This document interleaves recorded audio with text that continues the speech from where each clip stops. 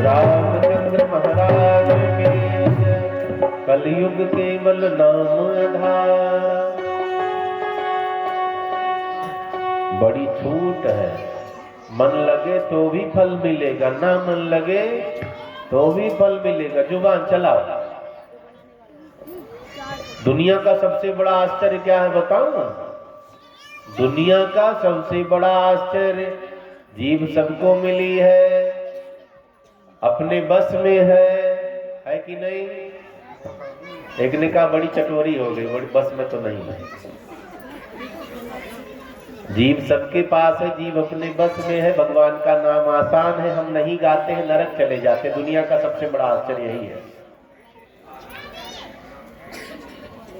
चाहो तो जीभ को भगवान के नाम जप में लगा सकते हो, लेकिन नहीं लगाते। क्यों? प्रपंच में ज्यादा मजा आता है ना, बुराई करने में ज्यादा मजा आएगा। सुबह उठते ही जुबान चलने लगे, फला का लड़का तो बड़ा बिगड़ गया, फलाने की लड़की तो और बेकार है, खुद को नहीं देख रहे हैं। गुरुदेव कहते जो सबकी बुराई करे सबसे बड़ा बुरा वही है। कबीर साहब ने क्या कहा? बुरा जो देखन में चला, बुरा न मिलिया को दिल खोजा जो आपने हमसे बुरा न हो।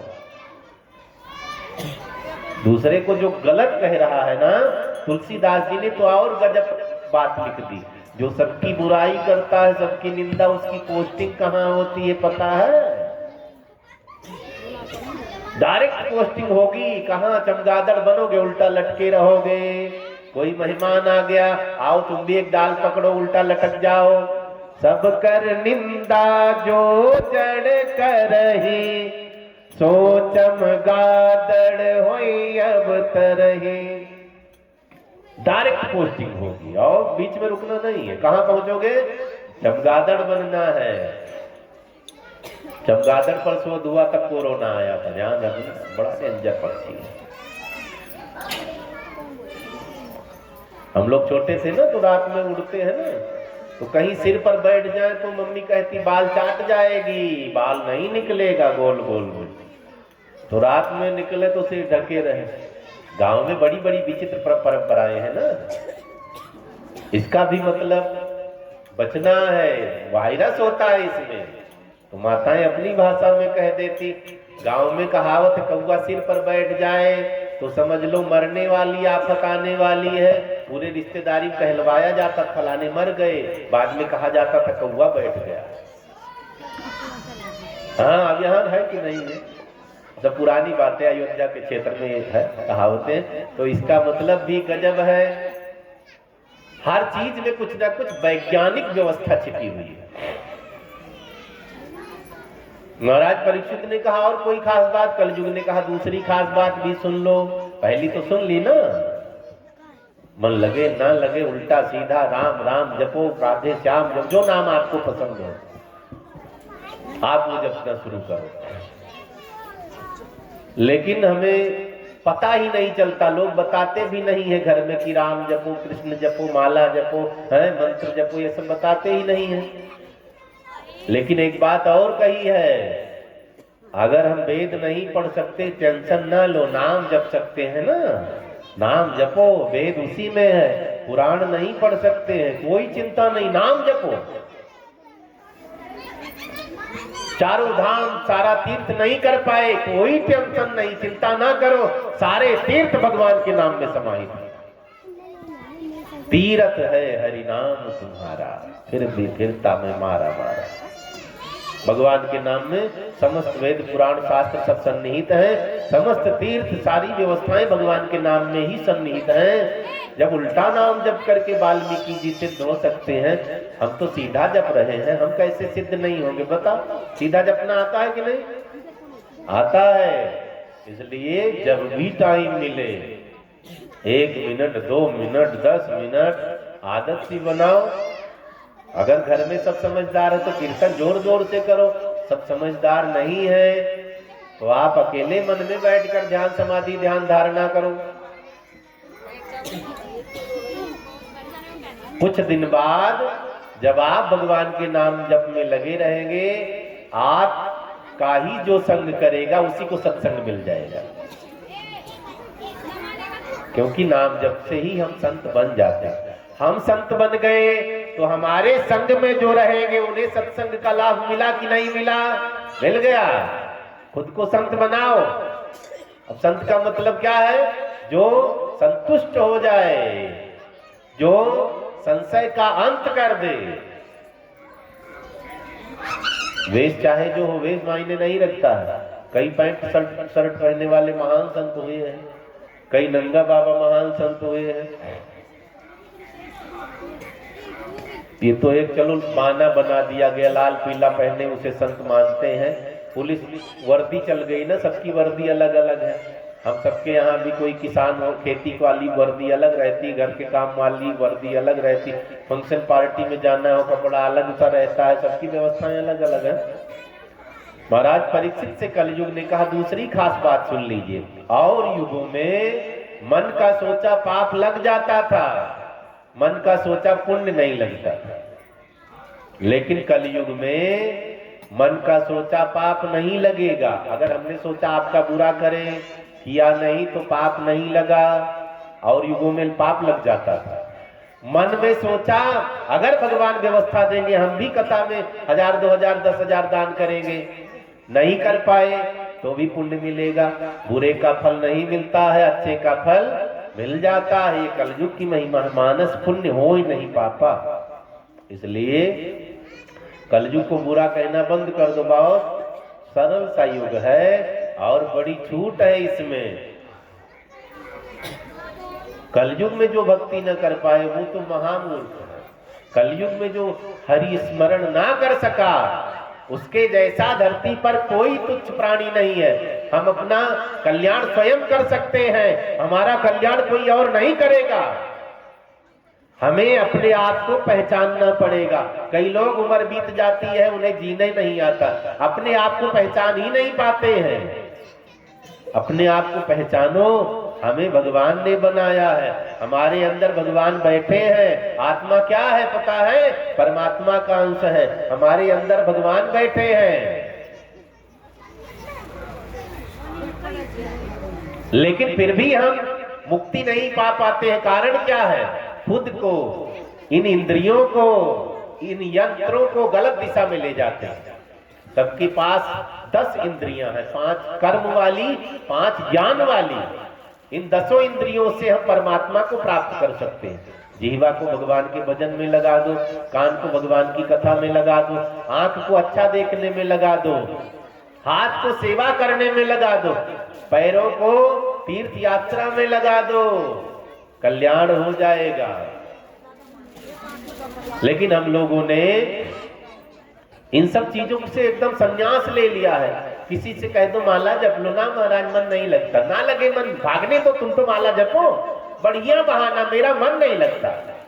मैंने कहा मन लगाओ, मन ना लगाओ, एकदम जिंदगी मन ना लगाओ, माला जपो। कथा में क्यों नहीं आते महाराज जी? मन नहीं लगता। कोई जरूरत नहीं मन लगने की, आओ भले यहाँ एक गद्दा लेकर सो जाओ, कथा में आओ जरूर। कथा में नींद बहुत आती है ना, थकान भी लगती है, जमाई भी, माता जी जमाई ले रही है।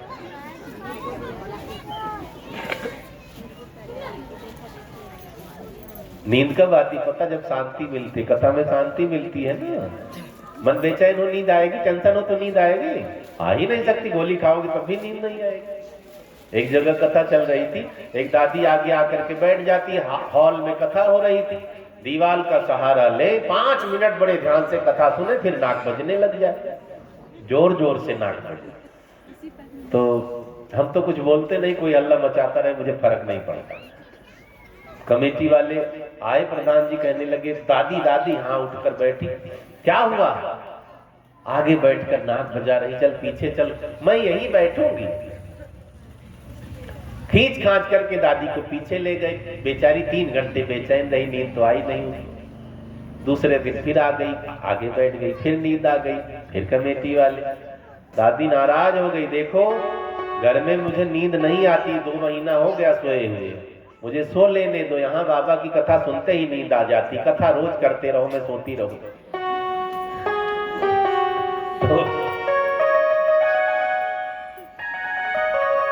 मानस पुण्य हो नहीं पापा। कलयुग में मन का सोचा पाप नहीं लगता है, मन का सोचा पुण्य लग जाता। कर पाओ तो भी पुण्य, ना कर पाओ तो भी पुण्य मिल जाएगा। इसलिए इतनी छूट है कलयुग में, अगर हम भक्ति नहीं कर पा रहे हैं तो महाराज भगवान और नाराज हो जाएंगे। हरि नाम नहीं तो जीना क्या, हरि नाम नहीं तो जीना क्या, हरि नाम नहीं तो जीना क्या, हरि नाम नहीं तो जीना क्या, हरि नाम नहीं तो जीना क्या, हरि नाम नहीं तो जीना क्या, हरि नाम नहीं तो जीना क्या, हरि नाम नहीं तो जीना क्या। अमृत है हरि नाम जगत में, अमृत है हरि नाम जगत में, अमृत है हरि नाम जगत में, अमृत है हरि नाम जगत में। पानी पिते रस पीना क्या, हरि नाम नहीं तो जीना क्या, हरि नाम नहीं तो जीना क्या, हरि नाम नहीं तो जीना क्या, हरि नाम नहीं तो जीना क्या। राधे ताली बजाते हुए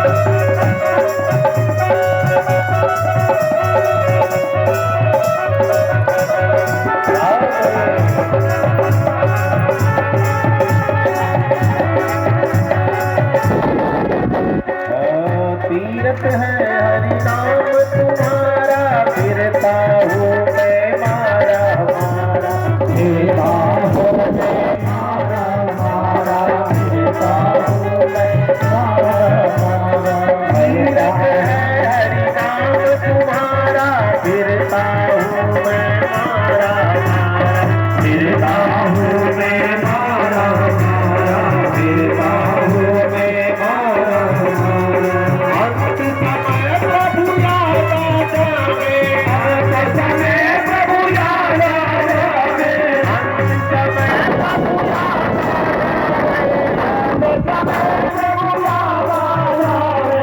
काशी और मदीना का, हरि नाम नहीं तो जीना क्या, हरि नाम नहीं तो जीना क्या, हरि नाम नहीं तो जीना क्या। राधे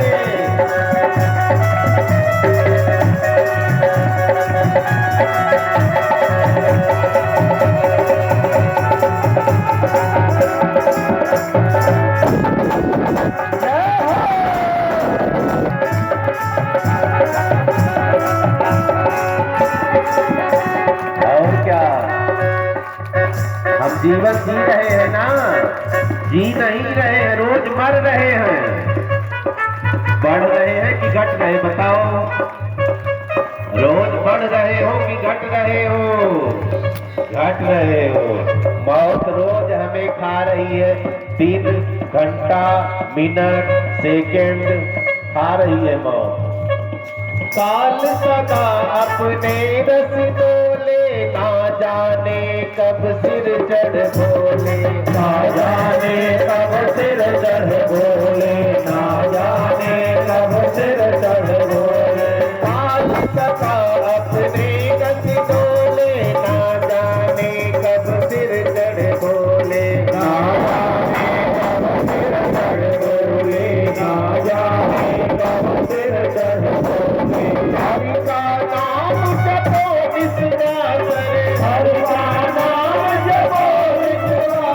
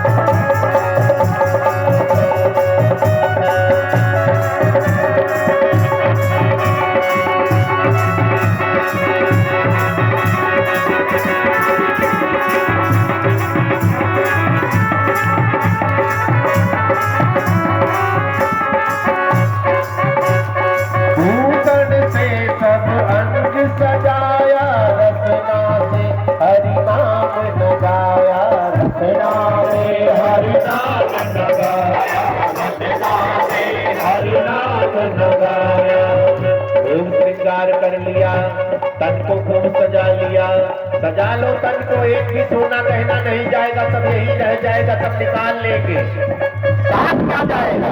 भगवान का नाम। भूषण से सब अंग सजाया, रचना से हरि नाम नगाया, रचना से हरि नाम नगाया, रचना से हरि नाम नगाया। देह पड़ी रह जाए यहीं पर, देह पड़ी रह जाए यहीं पर, देह पड़ी रह जाए यहीं पर, देह पड़ी रह जाए यहीं पर। कुंतल और नगीना क्या हरि नाम नहीं तो, हरि नाम नहीं तो जीना क्या, हरि नाम नहीं तो जीना क्या, हरि नाम नहीं तो जीना क्या, हरि नाम नहीं तो जीना क्या, हरि नाम नहीं तो जीना क्या, हरि नाम नहीं तो जीना क्या। हमारो धन राधा मेरा राधा, हमारो धन राधा मेरा परम धन राधा राधा राधा राधा, परम धन राधा राधा राधा राधा, परम धन राधा राधा राधा राधा, परम धन राधा राधा राधा राधा।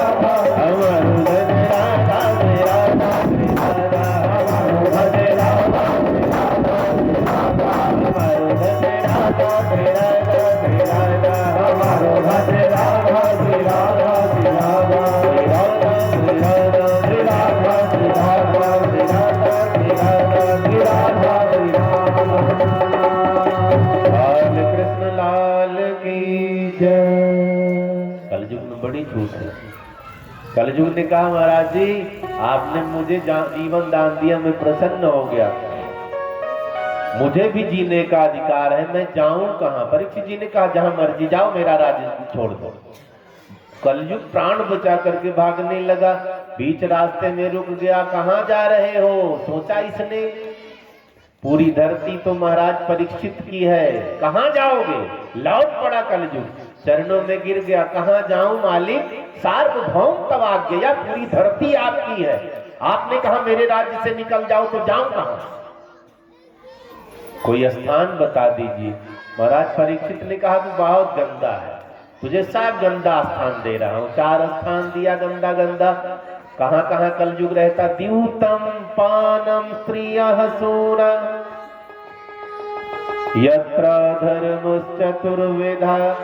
कलयुग 24 घंटे 4 स्थान पर रहता है जो खराब है।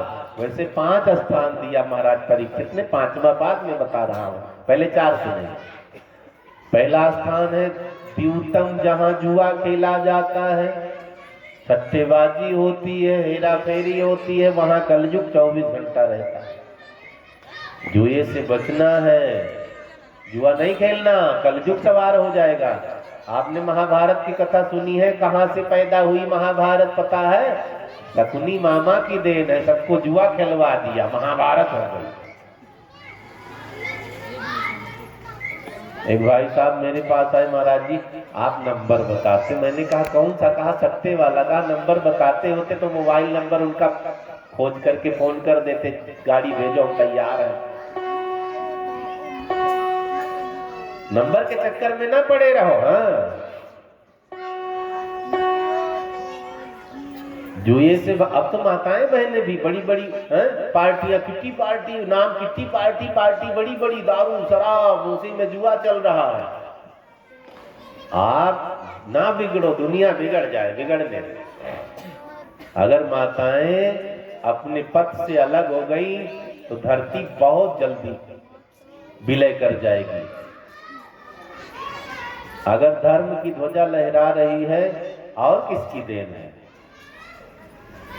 आप ही के गर्भ में महावीर पैदा होंगे, आप ही के गर्भ से सूरवीर पैदा होंगे, आपके ही गर्भ से संत महापुरुष पैदा होंगे, आपके ही गर्भ से भगवान पैदा होंगे। आप बिगड़ो।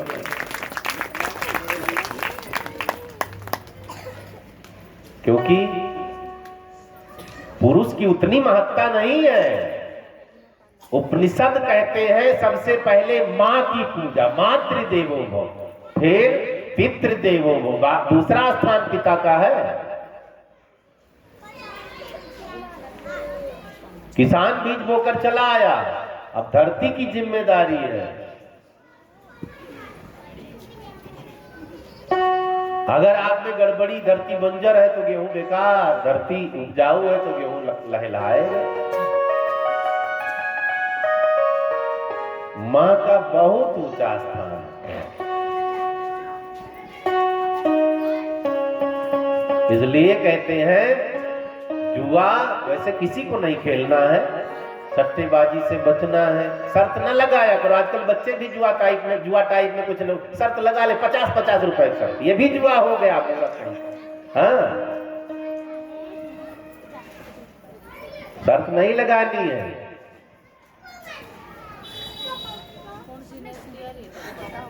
दूसरा स्थान है पानम, मदिरा। मदिरा समझ रहे हैं ना, वैसे हरियाणा वाले ज्यादा नहीं जानते इसके बारे में, यहाँ कोई पीता नहीं होगा ना। बिहार में तो बंद चल रही, फिर भी लगा के घूमते हैं। हाँ, यहाँ टैक्स फ्री है, कई लोग यहाँ से लाद करके जहाँ बंद है वहां भेजते हैं। मदिरा से बचाना है परिवार को, क्योंकि मदिरा में कलयुग रहता है। जो कभी किसी को गाली ना देता हो, जबरदस्ती दारू पिलाकर देखो, फर्रातेदार गाली देगा। अभी हाथी आ जाए तो लोग भागने लग जाएंगे, किसी को शराब पिलाकर हाथी के आगे कर दो, कहेगा पटक दूंगा हाथी को। हाँ, कईयों के घर उजड़ते देख लिए हमने शराब के चक्कर में, कई बहनों को हमने विधवा होते देख लिया शराब के चक्कर में, कईयों की संपत्ति बर्बाद होते देख लिया हमने इस शराब के चक्कर में। 40 साल की, 30 साल की उम्र है, किडनी खत्म हो गई पी करके। अब पिलाने वाले भी जहर पिला रहे हैं। 5 रुपए का चाइनीज इंजेक्शन आता जो भैंस को लगाते हैं ना दूध उतारने के लिए, वो पानी में लगा के नौसादर आता डालकर मस्त शराब पी लो, एकदम शून्य हो जाए आदमी। ऐसी शराब पीकर भी सब मरते। ये शराब कहाँ पी जाती पता है? जहां -40 डिग्री टेम्परेचर, बच्चे जानते हैं सब, माइनस में 50 डिग्री सेल्सियस तापमान है, वहां शराब ना पिए तो खून सब बर्फ बन जाए, ना शरीर फट जाएगा, वहां मजबूरी है। यहाँ मजबूरी नहीं है, यहाँ गर्मी है, पियोगे तो पागल हो जाएंगे सब। वहां ठंडी जब ज्यादा होती, लोग ठंडे प्रदेश में पीते हुए पागल नहीं होंगे, उनको जरूरत है, दवा है वो। अब यहाँ दवा नहीं है, ये तो घर द्वार सब उजाड़ देगी। अब इसलिए मदिरा से बचना है। कई लोग कहते महाराज जी पुरानी आदत है, पी रहा हूं। मैं नहीं मानता। अच्छा करो तो ठीक से करो, बुरा करो तो ठीक से। पी रहे हो ना तो इतना ठीक से पियो, 6 महीने बाद डॉक्टर जवाब दे दे काम खत्म, तब तो मानू पियो। पी रहे हैं ना, अपना दरवाजा खटखटाने के बजाय पड़ोसी का खटखटाओ, तब तो मानू पी रहे हो। 20 लाठी मारेगा निकल करके, मेरा दरवाजा खटखटाया। एक शराबी नाली में पड़ा था, एक कुत्ता उधर से निकल पड़ा, उसकी पूंछ आ गई हाथ में। गुड्डू की मम्मी आज 2 चोटी नहीं निकाली।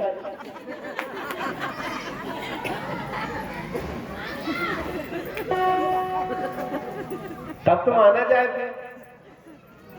खाली पी करके आए, बीबी से झगड़ा, माँ को गाली देना, बापू को गाली देना, पड़ोसी से नहीं भिड़ रहे, जानते हैं 20 लाठी मारेगा। होश में है, घर पहुंचे बेहोश हैं, इनको भी डांट दिया, उनको भी, कभी मोबाइल पटक दिया, कभी टीवी तोड़ डाली, कभी फ्रिज तोड़ डाली। क्या मजाक कर रहे हैं?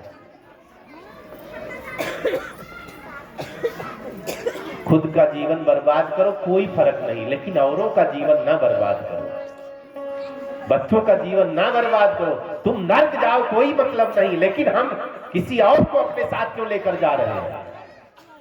अगर हम गलत हैं तो सबको गलत बना देंगे। सब आप कितने बुरे बनो हमें नहीं मतलब, लेकिन आपके संग में पत्नी दुखी हो जाएगी, आपके संग में बच्चे दुखी हो जाएंगे, आपके संग में माँ बाप रोएंगे, बच्चा बिगड़ गया। दूसरा स्थान कलयुग का मदिरा, 24 घंटे रहता है शराब में कलयुग। तीसरा स्थान वेश्याओं में, स्त्रियों में, व्यभिचारिणी स्त्रियों में कलयुग हमेशा वास करता है। चौथा स्थान जहां ब्राह्मणों पर हिंसा हो रही हो, जहां गायों भक्तों पशुओं को काटा जा रहा है, कसाई बाड़े में कलयुग हमेशा रहता है। इनकी बुद्धि कभी नहीं सुधरेगी। जो कसाई होंगे या ऐसी वैसी चीज खाने वाले होंगे, उनकी बुद्धि कभी शुद्ध नहीं हो सकती है। अब सोचो, हम लोग चींटी पर पांव रखते डरते हैं, मर जाएगी तो पाप लगेगा, और उनको जो भैंसे पर आरा चला रहे, नंदी पर आरा चला रहे हैं, वे कहां जाएंगे? एक राजा था, राज्यभार बहुत बड़ा था उसका। नौकर रोज जब बिस्तर लगाने जाता सोचता था कि काश मैं भी इस पर सो लेता, देखता कितना मजा आ रहा है। जब बिस्तर लगाता था राजा का मन में यही सोचता, कभी मौका लगेगा मैं सो करके देखूंगा, राजा का बिस्तर है। एक दिन मौका लग गया, राजा रानी कहीं गए हुए थे, अभी बिस्तर लगाते लगाते सोचा राजा रानी है नहीं, अब लेट गया बिस्तर पर। बिस्तर बढ़िया मिल गया, मखमल का गद्दा, फूल बिछा हुआ, अब तो नींद आ गई। नींद आई, राजा सुबह जल्दी आ गए, देखने लगे मेरे चारपाई बिस्तर पर नौकर सो रहा है, बंधवा दिया नौकर को, दरबार में पेश करो, ये मेरे बिस्तर पर सो रहा था, इसको 20 कोड़ा मारो। अब सजा मिल गई। जब कोड़ा मारता है सैनिक तो नौकर हंसता है, एक कोड़ा मारा हंस रहा, 2 कोड़ा मारा, कोड़ा मारता जा रहा, ये हंसता जा रहा, रुको रुको क्या बात है, हंस क्यों रहे हो? नौकर ने कहा मैं एक दिन सोया 20 कोड़ा मार खा रहा हूं, तुम रोज सो रहे हो, तुम्हारी क्या हालत होगी?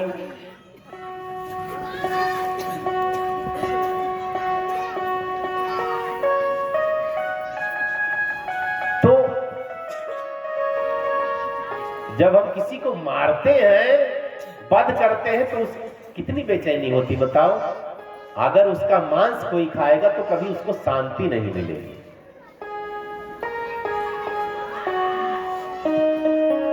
एक कसाई कह रहा था महाराज जी,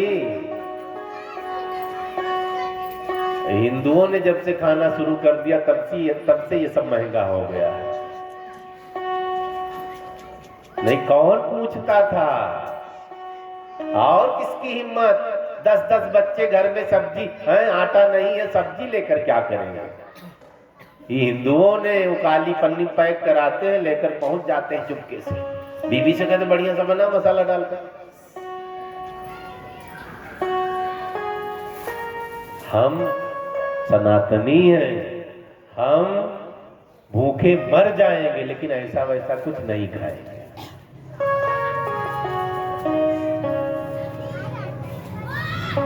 अन्न नहीं मिलेगा तो हम व्रत कर लेंगे, वस्त्र नहीं मिलेगा तो हम दिगंबर हो जाएंगे, लेकिन गलत नहीं होने देंगे। ये सनातनियों के लक्षण होते हैं। द्यूतम पानम स्त्रियः सूना यात्रा धर्म चतुर्वेदा। 4 स्थान कलयुग को दिया।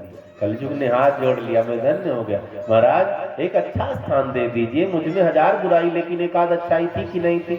परीक्षित जी ने कहा तुम्हारा 5वां स्थान कहाँ है? सोने में तुम्हारा वास हो, गोल्ड। माताएं सोच रही कान में कलयुग लटक रहा है क्या? सोना लटक रहा है, गले में कलयुग लटक रहा है कि हार लटक रहा है?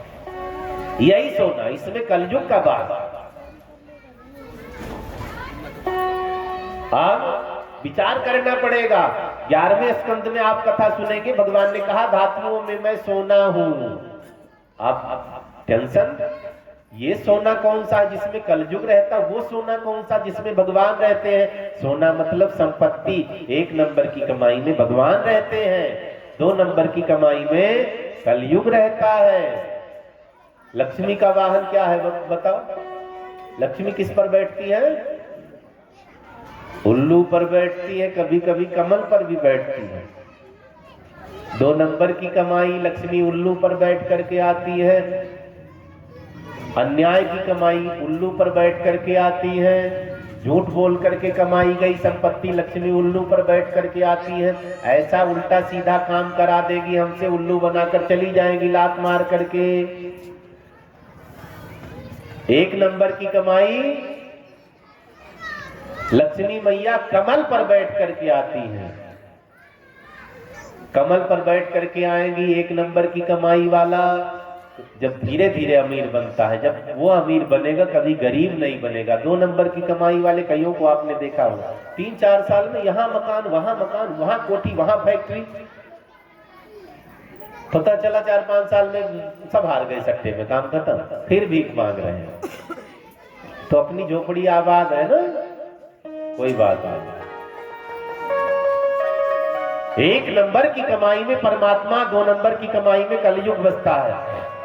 5वां स्थान महाराज परीक्षित ने कलयुग को सोने में दिया है। कलयुग ने सोचा इधर उधर कहां जाऊं, सिर पर सोने का मुकुट लगाए थे परीक्षित जी, इन्हीं के सिर पर बैठो, या इधर उधर घूमने की क्या जरूरत। हम लोगों के साथ धोखा कई बार होता है, बस में ट्रेन में यात्रा किए हो, आज कहीं बगल कोई लंगड़ा, कोई बूढ़ा, कोई कैसा आकर के खड़ा हो, मुझे भी बिठा लीजिए, मुझे भी बिठा लीजिए। जब आप बिठा लोगे ना, फिर वो टांग फैलाना शुरू कर देगा, तुम्हें गिरा करके ही मानेगा। कई लोग होते हैं ऐसे। तब अपने लड़के को भी कहे तू भी आजा, बैठ जा, जगह मैंने बना लिया। जिसने जगह दी उसको खड़ा कर दिया, पूरे खानदान को बिठा लिया। कलयुग को महाराज परीक्षित ने जिंदा छोड़ा, इन्हीं के सिर पर बैठ गया। महाराज परीक्षित सोने का मुकुट लगाए। अब यहाँ विचारिए करना, महाराज परीक्षित ने मुकुट लगाया, या ये क्या 2 नंबर की कमाई का था? हाँ, ये छीना हुआ मुकुट था। ये महाराज जरासंध का मुकुट था। जब भीम दादा ने जरासंध का वध किया था, मुकुट लगा करके आ गए थे। युधिष्ठिर जी ने कहा मुकुट किसका है? भीम ने कहा जरासंध का है, मार करके लाया हूं। युधिष्ठिर जी ने कहा गलत हो गया, वहीं फेंक करके आओ। भीम ने कहा उसे जीत लिया, मुकुट दे जाऊंगा तो लोग कहेंगे डर गया है। युधिष्ठिर जी सब जानते। युधिष्ठिर जी ने कहा इसे पहनना नहीं है, छुपा के रख दो, बहुत गलत किया तुमने। गुप्त खजाने में मुकुट रख दिया गया है। महाराज परीक्षित राजा बने, इन्होंने देखा गुप्त खजाने को जाकर के, पूर्वजों ने क्या क्या रखा है, आगे मुकुट ही दिख गया, बड़ा सुंदर मुकुट था। वही मुकुट आज लगा लिया है, छीना हुआ मुकुट था, 2 नंबर की कमाई वाला। कलयुग बैठ गया। महाराज परीक्षित साधु महात्माओं की भक्ति करते थे, चरण धो धो करके पीते थे, लेकिन आज जंगल में चले गए शिकार खेलने के लिए। शिकार तो मिला नहीं, इनको प्यास लग गई, सामने कुटिया दिखाई दी, समीक ऋषि का आश्रम है, महात्मा समाधि में बैठे हैं। परीक्षित जी को लगा कि महात्मा ने हमें देख करके आंख बंद कर ली, पानी ना पिलाना पड़े। कलयुग सवार है ना, महात्मा की सेवा करने वाले आज महात्मा से सेवा चाहते हैं।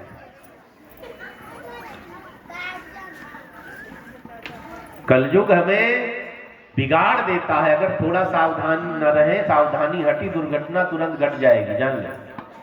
महाराज परीक्षित मरा हुआ सांप बाण से उठाकर समीक ऋषि के गले में लपेट देते हैं। चले आए, जब मुकुट उतारा तो होश आया, गलत किया, महात्मा के साथ अन्याय किया, अपमान किया, मुझे सजा मिलनी चाहिए।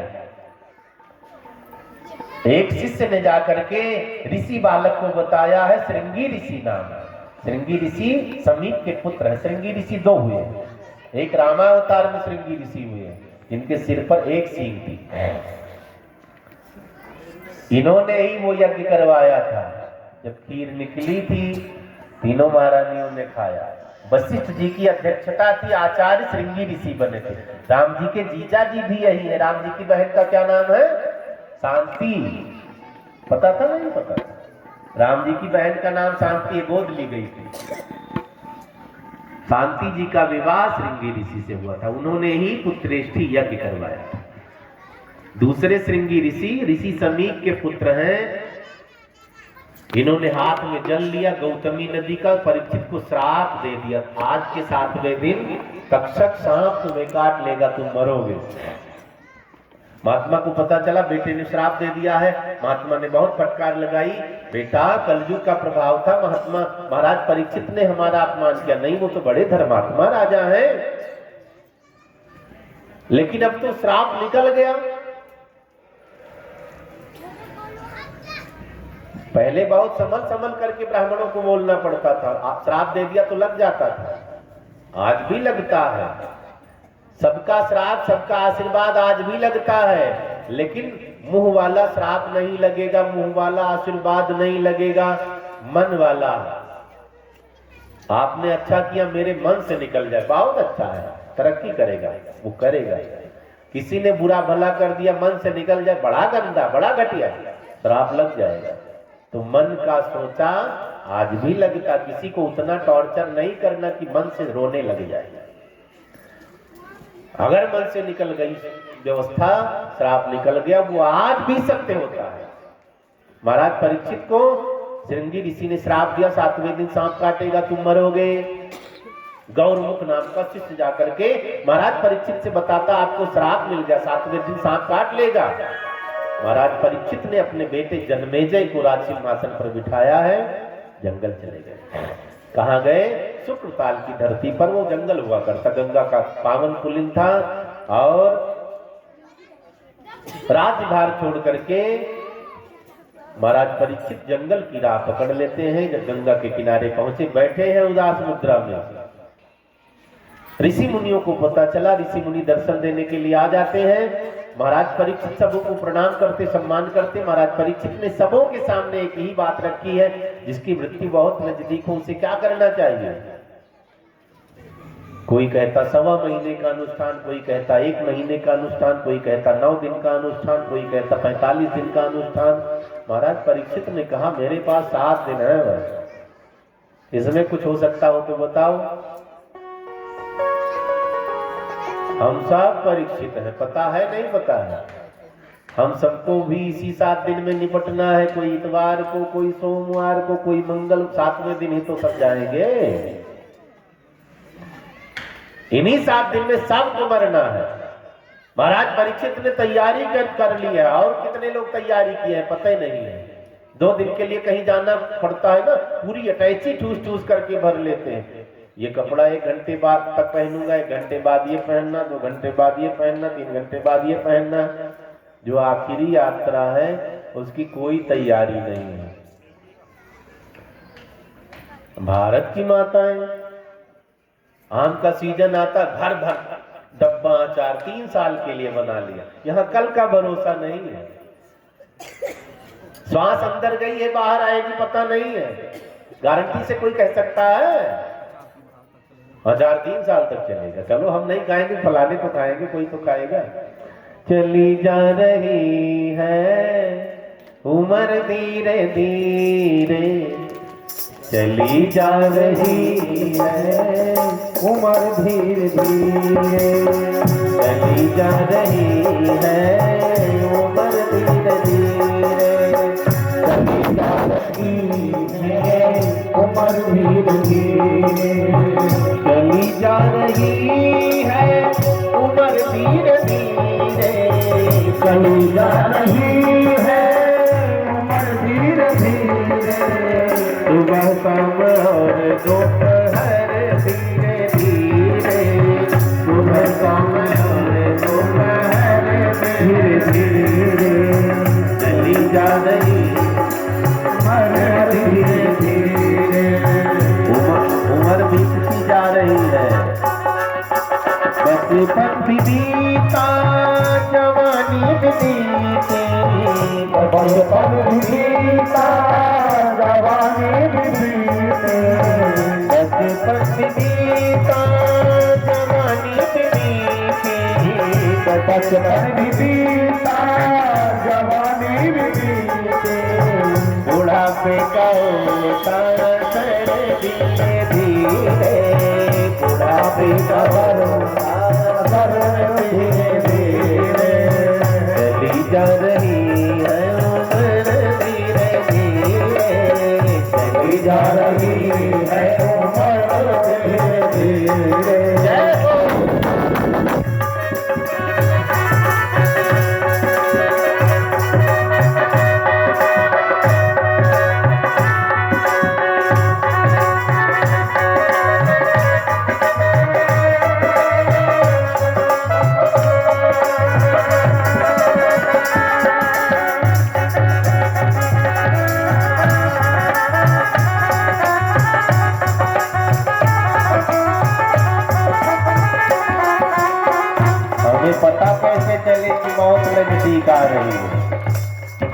आती है, समन आते हैं।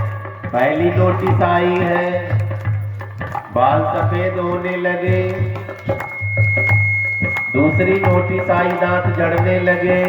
तीसरी नोटिस आई, कमर टेढ़ी हो गई। अभी भी तैयारी है, हाजिर नहीं होना चाहते, भाग रहे हैं। हुए केस ऊंचीले, गिरे दांत सारे। हुए केस ऊंचीले, गिरे दांत सारे।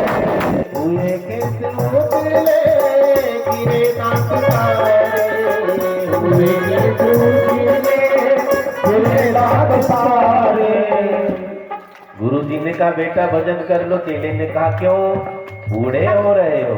कैसे पता चला गुरुजी? अरे पगले, काले बाल सफेद हो गए, बूढ़ा हो गया तू। गुरुजी रुको, 1 घंटा आ रहा हूं। सैलून पे पहुंचे, नाई से कहा बढ़िया सा इधर वाला लाल कर दो, आधा चांदी जैसा कर दो, इधर थोड़ा और डार्क कर देना, चमचमा करके। गुरुजी अब देखो बुढ़ा लग रहा हूं। गुरुजी ने कहा नहीं लग रहे, मौत की आंख में धूल झोंकी। मौत ने कहा पीछा नहीं छोड़ूंगी, बतीसी जड़ने लगी। गुरुजी ने कहा बेटा आप तो भजन कर लो। कैसे पता चला बुढ़ा? दांत गिरने लगे। गुरुजी 1 महीने का टाइम दो। 2-4 गिरा था, सब उखड़वा करके पत्थर का लगवा लिया और चमक रहा है। गुरुजी आए, बेटा भजन। गुरुजी देखो अब मैं बुढ़ा लग रहा हूँ, दांत बढ़िया चमक रही है, गिरेंगे भी नहीं, गन्ना भी खा सकता हूँ, चना भी चबा सकता हूँ। मौत ने कहा मैं पीछा नहीं छोड़ूंगी, कमर टेढ़ी हो गई। अब लगाओ खंबा सीधा करके दिखाओ। बाल काला कर लिए, दांत लगवा लिए, कमर टेढ़ी, अब लगा के खंबा सीधा करके दिखाओ। डॉक्टर ने भी हाथ खड़ा कर दिया, हो नहीं सकता। हुए केस ऊंचीले, गिरे दांत सारे। हुए केस ऊंचीले, गिरे दांत सारे। झुकी जा रही है कमर धीरे धीरे। झुकी जा रही है कमर धीरे धीरे। चली जा रही है उम्र धीरे धीरे। चली जा रही है उम्र धीरे धीरे। अगर चाहते हो कल्याण अपना, अगर चाहते हो कल्याण अपना, करे लो हरि का भजन धीरे धीरे। करे लो हरि का भजन धीरे धीरे। चली जा रही है उम्र धीरे, चली जा रही है उम्र धीरे धीरे। उम्र धीरे धीरे, उम्र धीरे धीरे। भक्त वत्सल भगवान की जय। महाराज परीक्षित ने कलयुग को छोड़ा, कलयुग ने इन्हीं के सिर पर सवारी कर ली है, श्रापित करवा दिया है। 7वें दिन तक्षक सांप काटेगा। हम लोगों को भी काल रूपी जो सांप है इन्हीं सप्ताह के 7 दिन में काटेगा, अलग से 8वां दिन नहीं। इसलिए तैयारी शुरू कर देनी है। इसकी तैयारी कैसे कैसे करें? झूठ बोलना छोड़ देना है, किसी का बुरा सोचना बंद कर देना है, पाप करना छोड़ देना है, प्रपंच करना छोड़ देना। समझ लो तैयारी में लग गए हैं। दूसरे की मदद करना शुरू कर दो, दूसरे की सेवा प्रारंभ कर दो। समझ लो हमने तैयारी शुरू कर दी। तैयारी अलग से थोड़ी ना होगी, खुद को सुधार लो, वैकुंठ मिलेगा। खुद को सुधार लो, भगवान कृपा करेंगे। खुद को सुधार लिया तो पैदल नहीं जाना पड़ेगा, विमान दरवाजे पर उतरेगा, हम बैठ करके ठाठ से भगवान के धाम को जाएंगे। बोलिए भक्त वत्सल भगवान की। चर्चा आगे बढ़ी। महाराज परीक्षित बैठे टेंशन में है। अचानक क्या होता है, एक 16 साल के महात्मा पधार रहे हैं। तत्र भवत भगवान व्यास पुत्र। कौन आ रहे हैं? भगवान व्यास के पुत्र आ रहे हैं। कौन आ रहे हैं? भगवान व्यास के पुत्र भगवान के रूप में आ रहे हैं। सुखदेव जी महाराज की जय। इनका परिचय, बड़ी बड़ी जटाएं हैं, होठ मैंने बताया ही था तोते की तरह 16 वर्ष के हैं। अब सबों ने देखा, उठ उठ करके स्वागत करने लगे, प्रणाम करने लगे। लोगों ने कहा 16 साल का बालक आ रहा, हजार हजार साल की उम्र वाले महात्मा प्रणाम कर रहे हैं। बात समझ में नहीं आई। महात्माओं ने कहा हम उम्र में बड़े, ये ज्ञान में बड़े, हम उम्र में बड़े हैं, ये भक्ति में बड़े हैं। उम्र में बड़ा बड़ा नहीं माना जाता, भक्ति में ज्ञान में बड़ा जो है, संस्कारों में जो बड़ा है ना, वही बड़ा माना जाएगा। आपका बेटा ही महात्मा बन जाए तो आपका फर्ज बनता है उठकर उसका स्वागत करो, उठकर उसको आसन दो, क्योंकि वो महात्मा हो गया, महान आत्मा हो गया ना। धन वृद्धा बल वृद्धा आयु वृद्धा तथा ऊंचा ते सर्वे ज्ञान वृद्धस्य किंकरा शिष्य किंकरा। घर में कोई ज्यादा पुजारी हो ना, उसे छोटा नहीं मानना, और जो पुजारी हो वो खुद को बड़ा नहीं मानेंगे, घमंड नहीं करना। पुजारियों को घमंड होने लगा, मैं 12 माला जपता हूं। घमंड करोगे तो वजन सब छीन हो जाएगा। पुजारियों को घमंड नहीं करना, पुजारियों को सबके सामने छोटा बने रहने में फायदा है। सबको चाहिए कि जो पुजारी हो वो बड़ा है, उसका सम्मान करना चाहिए, क्योंकि जो भक्ति में बड़ा है, जो ज्ञान में बड़ा बड़ा वही माना जाता। बोलिए सदगुरुदेव महाराज की जय। चर्चा आगे बढ़ी। परीक्षित जी के सामने सुखदेव जी आते, महात्माओं ने कहा दौड़ इनका चरण पकड़ ले, ये भगवान जैसे हैं, इन्होंने चाह लिया तो तेरा कल्याण 7 दिन में करके छोड़ेंगे। दौड़ पड़े परीक्षित जी। व्यास जी ने लिखा है, परिचय कैसे कैसे दिया है। तम द्वयश्च वर्षम, सुखदेव जी को क्या कहा, डायरेक्टली 16 नहीं कहा, तम द्वयश्च वर्षम, 8 2 बार लिखा है। इसका मतलब डायरेक्ट 16 कह देते, 2 बार एक बात लिखनी है। 16 साल के, लेकिन इनकी आदत 8 साल के बच्चे की तरह है। बच्चे निर्मल होते हैं ना, 16 साल का तो माया में फंस जाता है, ताक झाक शुरू कर देता, लेकिन है 16 साल के। आदत कैसी है, 8 साल के बच्चों वाली। तम द्वयश्च वर्षम, सुखदेव जी महाराज की। परीक्षित जी आदर सहित लिवा करके आते, सुंदर समृद्ध चर्म डाल दिया, दाब की चटाई बिछा दी है, बिठा लिया है, चरणों में बैठे हैं, पांव दबा रहे हैं, हाल चाल पूछने लगे। महात्माओं ने कहा ज्यादा हाल चाल पूछोगे ये चले जाएंगे, ये जल्दी कहीं जाते नहीं, तुम्हारा भाग्य जगह तुम्हारे दरवाजे पर आए। हाल चाल ना पूछो, अपनी बात रख दो, नहीं तो भाग जाएंगे। ये हाल चाल से महात्मा उबने लगते हैं। महात्माओं की मस्ती, मान लो आपके घर महात्मा आए, महात्मा का मन है, कहेंगे रोटी लाओ, आप रोटी लाने गए, महात्मा चल दिए, उनकी मस्ती है, बुरा नहीं मानना। महात्मा आए, कहने लगे कुर्सी निकालो बैठूंगा, आप कुर्सी लाओ, उठकर वो चल दिए, उनकी मस्ती है वो।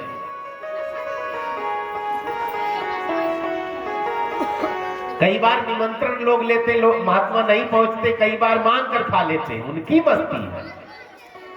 थाल में सजा कर दो, कई बार नहीं खाते, एक रोटी हाथ में लेकर खा जाते हैं, उनकी मस्ती है। उनका मन संत सुखी विचरती वही। फकीरी जिसको लग गई महाराज, वो तो जितना सुख हमें महल में मिलेगा, फकीरों को उतना सुख झोपड़ी में मिलता है। करने वाला है ना, जब जाकर देखो वहां मैदान में महात्मा करोड़ों की संख्या में पड़े, आनंद ले। यहाँ महल में भी इतनी मोटी 3 रजाई बोल रखी है, तब भी कह दो हरिद्वार जाओ, भक्ति दिखाओ, 108 डुबकी लगाओ गंगा में, देखो महाराज अभी नहीं, जब होली के बाद।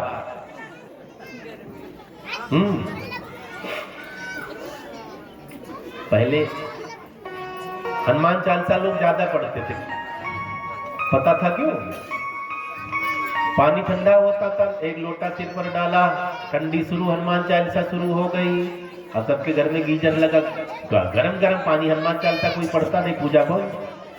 हम लोग छोटे थे ना, बाग बगीचे ज्यादा होते थे, बगीचे से शाम को निकलो तो साए साए की आवाज आती थी, लगता है भूत आ गया। हनुमान चालीसा शुरू हो गई। अब बाग बगीचे खत्म हो गए, भूत भाग गए, सब हनुमान चालीसा बंद हो गई। अब तो बच्चों से कहो सो जा, नहीं भूत आ जाएगा, तो कहेंगे मम्मी दिखा दो तब सो। बड़े एडवांस हो गए बच्चे, गजब, भगवान रक्षा करे।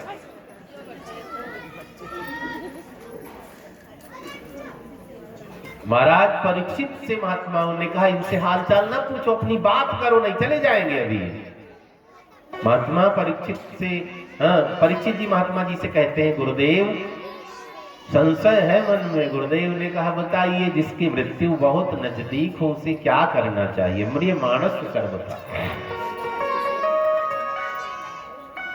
ये हम सबकी कथा है। जिसकी मृत्यु बहुत नजदीक हो, सबकी नजदीक है ना। हाँ, काल ब्याल मुख ग्रास त्रास निर्णास है तबे। सुखदेव जी ने कहा कितना टाइम है बताओ? परीक्षित जी ने कहा महाराज जी 7 दिन का टाइम है, 7वें दिन सांप काटेगा। क्या कोई रास्ता है मेरी मुक्ति का? सुखदेव जी हंसने लगे, बाबू चिंता न करो, भरोसा नहीं हो रहा, 7 दिन में मेरी मुक्ति कैसे होगी? सुखदेव जी ने कहा होगी, मैंने कह दिया ना, अभी भी मन को तसल्ली नहीं मिल रही है। सुखदेव जी ने कहा मैं कहानी सुनाता हूं। कभी हुआ था सूर्य वंश में एक राजा खटवांग हुए हैं। खटवांग ने देवासुर संग्राम में देवताओं की मदद की। युद्ध जब देवता जीत गए ना, तो राजा खटवांग ने पूछा कुछ वरदान भी दे सकते? देवताओं ने कहा हाँ, तो बताओ मेरी मृत्यु कब होगी? देवराज इंद्र ने कहा 1 मुहूर्त में तुम्हारी मृत्यु हो जाएगी। 1 मुहूर्त किसको कहते हैं? 12 मिनट की, 24 मिनट की एक घड़ी होती है, ये ज्योतिष की भाषा है।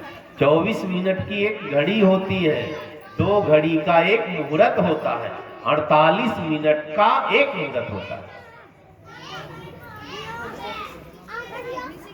देवराज इंद्र ने कहा 1 मुहूर्त में तुम्हारी मृत्यु हो जाएगी। तुरंत बैठ गए राजा खटवांग, आंख बंद करी, राजभार सब छोड़ दिया, मुंह मन हटाना ही तो है, अपना क्या है? जब तक मन लगाए रखो तब तक अपना है, मन हटा लो तुरंत रिश्ता खत्म। किसी चीज को छोड़ना थोड़े पड़ता है, मन हटाओ काम खत्म।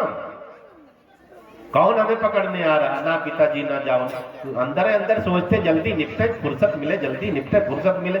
बच्चे सोच पिताजी निपट जाए जल्दी, बहू अंदर अंदर सोचती सास कब मरेगी, है खुलकर सांस लूंगी। मुंह पर नहीं कोई कहता मालिक है आप ना, करोड़ों दबाए बैठे हो, अब मुंह पर कौन कह दे? कोई किसी के चक्कर में नहीं पड़ा है, तुम ही बिना मतलब चक्कर में पड़े हो सबके। मेरा मेरा मेरा मेरा, माया क्या है बताओ? कोई रुपए को माया कहता है, कोई स्त्री को माया कहता। लक्ष्मण जी ने कहा प्रभु माया का मतलब क्या है? भगवान ने कहा ना रुपया माया है ना स्त्री माया है। राम जी लक्ष्मण जी को समझा रहे हैं माया क्या है। मैं मेरा तू तेरा, यही माया है। मेरा मकान तुम्हारा मकान, मेरा बेटा तुम्हारा बेटा है। अरे पगले ना तेरा कुछ ना मेरा कुछ, तू भी ऐसे 4 कंधे लद कर जाएगा, फूंक दिया जाएगा, हम भी लद कर चले जाएंगे। अहंकार विमूढ़ आत्मा करता हमें मन थे। गीता में भगवान ने कहा है कर्तापन का अहंकार छोड़ दो, मेरा है मैंने किया, माया से परे हो जाओगे। मेरा कुछ नहीं, सब भगवान का है। आसान सी भक्ति है, सबसे आसान तरीका भक्ति करने का बताऊं? घर भगवान का, बच्चे भगवान की, व्यापार भगवान का है, भोजन भगवान के लिए बन रहा, झाड़ू भगवान के मंदिर में लगा, पोछा भगवान के मंदिर में लगा। अपना कुछ न मानो, घर नहीं मानना है, भगवान का मंदिर, ये परिवार अपना नहीं है, ये सब भगवान के हैं। भगवान ने हमें नौकर बनाकर इनकी सेवा के लिए भेजा है। काम खत्म। सबसे आसान भक्ति है, माला नहीं जपना पड़ेगा। मालिक समझ लिया तो गलत हो गया ना। मालिक कौन है? मालिक कोई और, हम तो नौकर। ये भगवान की फैक्ट्री है, भगवान का व्यापार है, हम उसमें एक छोटे से पद पर बिठाए गए। ऐसा नहीं है कि हमारा महत्व नहीं है, बिना महत्व के कोई बनाया नहीं जाता। बिना किसी काम के कोई धरती पर आता नहीं। ध्यान रखना, सबको कुछ ना कुछ काम करना है। कई लोग कहते महाराज भगवान ने मच्छर को क्यों बना दिया, क्यों बना दिया, क्या जरूरत थी? मच्छर क्यों बनाया पता है? लोग बहुत सोते हैं इसलिए मच्छर भगवान ने भेजा, जाओ काटो, जागे तो राम राम रटे। सांप बिच्छू सबकी जरूरत है। भगवान ने किसी को निरर्थक नहीं बनाया, बिना मतलब नहीं बनाया। और एक बार जो बना दिया उसमें इंटरफेयर नहीं किया। हम लोग एक बार घर बनाएंगे ना, कितना बढ़िया नक्शा से बनावे, 10-20 साल बाद तोड़ेंगे तो नक्शा बदल देंगे। भगवान ने एक बार हमें बनाया, दोबारा फिर किसी को बनाया, नक्शा चेंज किया। नाक यहां लगा दी थी, किसी को यहां लगी हो तो बताओ। कान उठा के यहां लगा दिया हूं, उठा करके हाथ में लगा दिया हूं, यहां क्यों लाने, यही खा लिया कर। भगवान ने कोई चेंजिंग नहीं की ना। दो बड़े ज्ञानी मित्र थे, इन्होंने सोचा भगवान की कमी ढूंढते। ध्यान से सुनेंगे, भगवान की कमी ढूंढते, बड़े ज्ञानी थे दोनों। डायरी लेकर के निकल पड़े हैं भगवान की कमी ढूंढने निकले तो खेत में पहुंच गए, मिल गई कमी। क्या कमी? इतना बड़ा कद्दू लगा था। कद्दू समझते हैं? पेठा भी कह देते हैं हमारे यहाँ। पेठा, जिसका पेठा बनता उसको कहते हैं और इसको कद्दू कहते हैं। पेठे वाली मिठाई बनती है, वो कल देखा है? हाँ। चले आओ अंदर, क्रिकेट खेलो, बुला लो। हाँ, आ जाओ यहीं, हम लोग भी खेल लें। बच्चे बड़े खिलाड़ी है ना। बोले बाल कृष्ण लाल की जय। इतना हल्ला हो रहा, इन्हें मतलब नहीं, इतना गला हम फाड़ने कोई मतलब ही नहीं। अब दोनों ज्ञानी मित्र पहुंच गए खेत में। किसान ने कद्दू लगा रखा था, इतना बड़ा कद्दू। मित्र ने कहा कमी लिखो, भगवान की गलती कहाँ है? बोलो भैया क्या लिखना है? उसने कहा भगवान की मूर्खता देखो, फल इतना बड़ा, पेड़ कितना मोटा है। कद्दू का पेड़ देखा, रस्सी जैसा। भगवान की गलती नोट करो, इतने पतले पेड़ में इतना बड़ा फल। बड़ का फल देखा है? इतना बड़ा। पीपल का देखा है? इतना बड़ा। पिलखन का देखा है? इतना बड़ा। पेड़ जितना बड़ा होगा फल उतना छोटा होता जाता है। तो ज्ञानी मित्र ने कहा भगवान की पहली गलती, इस फल को बड़ में लगना चाहिए, इस फल को पीपल में लगना चाहिए स्वरूपानुरूप। अब मान लो मुझे घर में खाने को बुलाओ, इतना बड़ा पेट मेरा, इतनी सी रोटी छोटी वाली आधी रोटी रख दो, ऊंट के मुंह में जीरा ही तो रहेगा। जस देवता तस चाही पूजा। पहली गलती नोट करो, भगवान ने कितना गलत किया है। अब ये कमी लिख ली पन्ने में। आगे बढ़े, धूप ज्यादा थी, पेड़ की छांव में दोनों मित्र बैठ गए।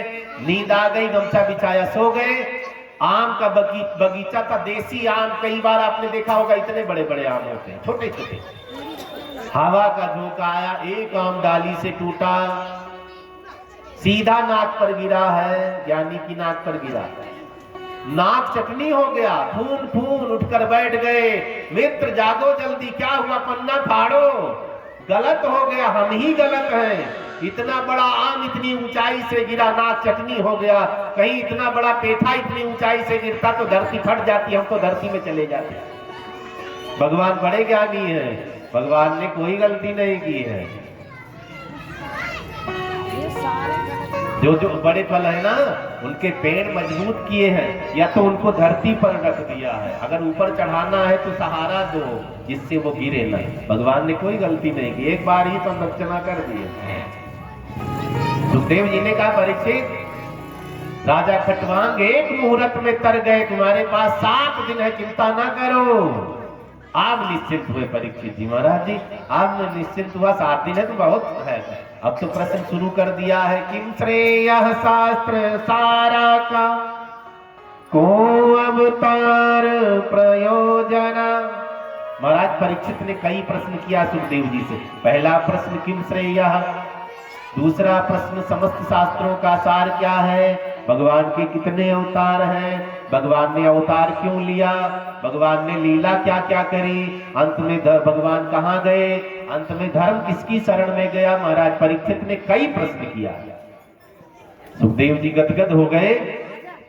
सुखदेव जी प्रश्नों का उत्तर देने लगे। प्रश्नों का उत्तर देने से पहले सबको सावधान किया, परीक्षित हमें कुछ पाना है तो बहुत तपना पड़ता। बड़े ध्यान से सुनेंगे। सुखदेव जी ने कहा हमें सबसे पहले सिद्धि प्राप्त करना है तो आसन जीतना पड़ेगा। जीतासनो जित श्वासो जित संगो जितेंद्रिय। हमें सबसे पहले क्या जीतना है, आसन। जीतासनो, आसन जीतने का मतलब क्या है पता है, जो काम करते हो करते रहो जब तक सिद्धि ना मिल जाए, जब तक सफल ना हो जाओ तब तक काम बंद नहीं करना है। विश्राम कब करना है ना, जब सफल हो जाओ। आधे रास्ते में सो जाओगे तो भगवान छोड़कर चले गए थे अयोध्या वालों को। जब राम जी जंगल जा रहे थे सबको सुला दिया, सब सो गए, छोड़कर चले गए भगवान। भरत जी के साथ जब गए, भरत जी ने कहा सोने नहीं है किसी को, चलते रहो। भगवान मिल गए। तो जब काम पूरा हो खूब सोया करो, काम ना पूरा हो तब तक बेचैन रहो, लगे रहो। इसी को आसन जीतना कहते हैं। आप पढ़ाई करते हैं ना, आजकल बच्चे इतनी मोटी किताब है पूरा साल पढ़ते फिर भी 4 पन्ना बच जाता है। क्या कर रहे हैं, 5-6 किताब है उसको 1 साल पढ़ोगे, 8-8 घंटा पढ़ाई करो, 4 महीने में सब खत्म। आगे की दूसरी किताब लाओ, आगे की क्लास की तैयारी करो। 1 पन्ना मम्मी को दिखाने के लिए पलटे हैं, मोबाइल बीच में छिपा रखा है, गजब कर रहे। सब्जेक्ट कितने हैं, ज्यादा से ज्यादा 6-7 हो जाता है किसी किसी का। 1 साल तक 7 किताब पढ़ोगे, 2 महीने में, 4 महीने में, 5 महीने में रट कर रख दो, दूसरा पढ़ना शुरू करो, तब तो मानो पढ़ने जाते हो। जीतासनो, माताएं बहनें घर का काम करती हैं, दिन भर एक ही काम करती रहेंगी। झाड़ू लगाने लगी ना, पड़ोसन से क्या हाल है, झाड़ू लग गया, फिर लगाने लगी दूसरी, हाँ चाय वाय बना लेना, आ रही झाड़ू लगाकर। पूरा दिन एक काम, खत्म ही नहीं होगा। जीतासन हो, लग जाओ तो खत्म, तभी किसी से बात करनी, तभी कुछ करना, खत्म करके। किसान जब तक खेती का काम पूरा नहीं हो जाए, पुराने किसानों को देखा होगा ना, माताएं बैठी हैं, कुछ रोटी भी उनकी वहीं जाती थी, 2-2 दिन आते ही नहीं थे, वहीं छप्पर डाल रखा। सफल हो गए, व्यापार कर रहे हैं ना, लगे रहो। जीतासनो, इसी को कहते आसन जीतना। कब तक लगे रहना है, जब तक सफल नहीं होना है। आसन का मतलब समझ गए, 4 महीने ये काम कर लिया, काम नहीं बना, 4 महीने वो काम कर लिया, काम नहीं बना, जिंदगी भर काम बदलते रहोगे, बदलते रह जाओगे, कुछ नहीं। एक काम को पकड़ लिया, मिट्टी बेच रहे तो मिट्टी बेचो, 4 साल में सफल हो जाओगे। नहीं, अगर नहीं सफल हुए तो मास्टर हो जाओगे, कोचिंग चला देना, 10 को आप ज्ञानी बना दोगे। काम जो करो करते रहो, बदलना नहीं है। जीतासन हो, आप उसी में परफेक्ट हो जाएंगे और वहीं आपको सफलता मिल जाएगी। एक दिन ऐसा आएगा वहीं से आपको कुछ ना कुछ मिल जाएगा। एमपी में एक पन्ना जिला है, तो कुछ पहाड़ी एरिया है, वहां हीरे निकलते हैं। तो इतनी इतनी जमीन लोग खरीदते हैं, खोदते रहते हैं। सरकार ने प्राइवेट कंपनियों को दे रखा, वो बेचती हैं, आम आदमी खरीदता है जमीन, खोदते हैं, किसी को कुछ मिले, खोदते रहते हैं। किसी को एक फावड़ा मारा, हीरा मिल गया, कोई उम्र भर खोदते रहते हैं, लेकिन आशा नहीं छोड़नी है, कभी ना कभी मिलता है। ऐसे हमें जो काम करें करते रहना। जीतासनो, फिर क्या करना है, जित श्वासो। पहले आसन को जीतना है, फिर हमें श्वास पर कंट्रोल करना है। श्वास अगर हमने बचा ली तो उम्र बढ़ जाएगी, श्वास हमने खर्च कर दी तो उम्र घट जाएगी।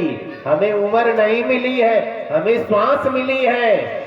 योग करके श्वास को बचाओ, लंबा जियोगे, भोग करके श्वास को खर्च करो, जल्दी निपट जाओगे, बीपी शुगर सब हो जाएगा, काम खत्म। योगी लोग कहते हैं ना, श्वास को धीरे धीरे लंबा करके लेना चाहिए। जल्दी जल्दी श्वास नहीं लेनी चाहिए, उम्र घटती है। लंबी आदत बनाओगे बन जाएगा। श्वास जीतना है, श्वास को बचाना है। कैसे बचाएंगे? 5 मिनट बैठो, श्वास रोको, 10 सेकंड रोकोगे, फिर 20 सेकंड हो जाएगा, फिर 25 सेकंड हो जाएगा। श्वास रोकते रोकते ऐसे 10 मिनट 15 मिनट आगे समय बढ़ता जाएगा। जब आप भक्ति में तल्लीन होंगे, आपकी श्वास कई बार अगर समाधि लग गई तो रोक लिया, फिर तो अमर हो जाते हैं ना। हजार हजार साल लोग आज भी जिंदा है, हड्डियों का ढांचा जंगल में पड़ा मिलता है। श्वास चलती है, नाड़ियां धड़कती मिलती हैं जंगलों में ऋषि मुनियों की।